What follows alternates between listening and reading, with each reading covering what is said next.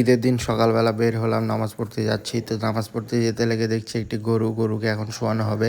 এখানে তো অলরেডি শোয়ানো হয়ে গেছে। তো মসজিদের পথে হাঁটতে মসজিদ পেয়ে গেলাম। এখন মসজিদের ভিতরে ঢুকে যাব।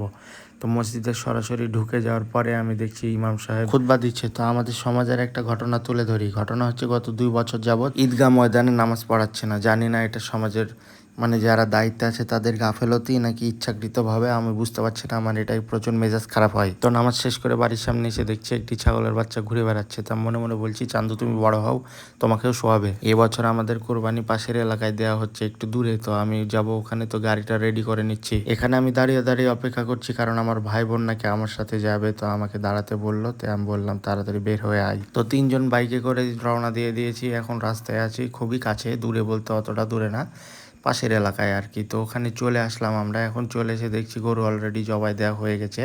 তো আমি গদে একটু ভাবসাব নিচ্ছি। এখানে যে আমার ভাই ব্রাদার আছে তারাই কাজ করে, আমি কাজ করি না। তো ভাবলাম যে আমার এখন ছবি ভিডিও শ্যুট করা উচিত, দিয়ে পাশে চলে আসলাম। পাশে এসে কিছু ভিডিও বা ছবি শ্যুট করছি। এখানে কিছু ভিডিও শ্যুট করছি। আমি কোন দিকে তাকাবো, কি করব ঠিক পাচ্ছি না। আনসান করছি, গাছের পাতা ছিটিয়ে এদিক ওদিক দেখছি আর কি। তারপরে ফ্লাইওভারে চলে আসলাম। ওখান থেকে আবার গরুর কাছে চলে গেলাম। ওখানে গেলাম, তো চা দিল খেতে, কিছুটা চা পান করলাম। তারপরে দেখছি আমাদের পালোয়ানগুলো একাই গরু কেটে সাফ করে দিয়েছে, দিয়ে এদিক দিয়ে কাটাকাটি চলছে মাংস। এদিকে গরমের ঠেলায় না টিকতে পেরে আমি 2 লিটার মোজো মেরে দিলাম। শান্তি। তারপর সন্ধ্যার পরে বন্ধুদের সাথে বাইক নিয়ে আশপাশে ঘোরার উদ্দেশ্যে বের হয়ে গেলাম, যে তো দেখা যাক এখন আশপাশে কোন দিকে যাওয়া যায় এবং সুন্দরী পরিদেরকে দেখা যায়, এই উদ্দেশ্যে রওনা দিলাম। স্ক্রিনে যে ছেলেটাকে দেখতে পাচ্ছেন তার নাম জাহিদ। সে হচ্ছে এতটাই ম্যাড, গরু কিনতে যেয়ে তার স্যান্ডেল হারিয়ে দিয়ে আসে এবং নিজে হারিয়ে যায়। মাঝে মাঝে আমরা গিয়ে খুঁজে নিয়ে আসি। সাদা শার্ট পরা যে ছেলেটাকে দেখছেন সে একজন অ্যাডভোকেট, কিন্তু এমনই অ্যাডভোকেট সে শুধু পরকীয়ার কেসই লড়ে। এপাশে রেশাদ উস্তাদ আছে, সে একজন মেয়েকে পছন্দ করে কিন্তু সে তাকে বেল দেয় না।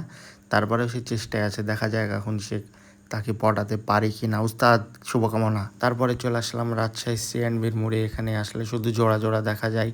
তো এখানে দেখছি যে মিমের একবারে রূপের আগুনে সব জ্বলে পুড়ে ছারখার হয়ে গেছে আশপাশে। তো এখন আমরা নোঙরের উদ্দেশ্যে রওনা দিলাম, রাস্তা দিয়ে যাচ্ছি, দিয়ে চলে আসলাম নোঙরে এসে এখন ভাবছি যে এখানে আসলাম এত তেল খরচ করে, কিন্তু কই সুন্দরী পরিগুলা কোথায় গেছে?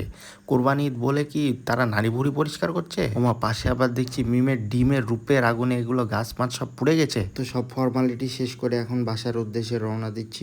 রাত মোটামুটি অনেক হয়ে গেছে। তো বাসায় এসে কোরবানি বলে কথা, গরুর মাংস দিয়ে দাবদুব দাপতে সুন্দরভাবে খেয়ে চলে যাচ্ছি। আর হ্যাঁ, বেশি বেশি করে গরুর মাংস খাবেন এবং বাঙ্গু হিন্দুদেরকে সবসময় দেখে দেখে গরুর মাংস খাবেন। Good bye.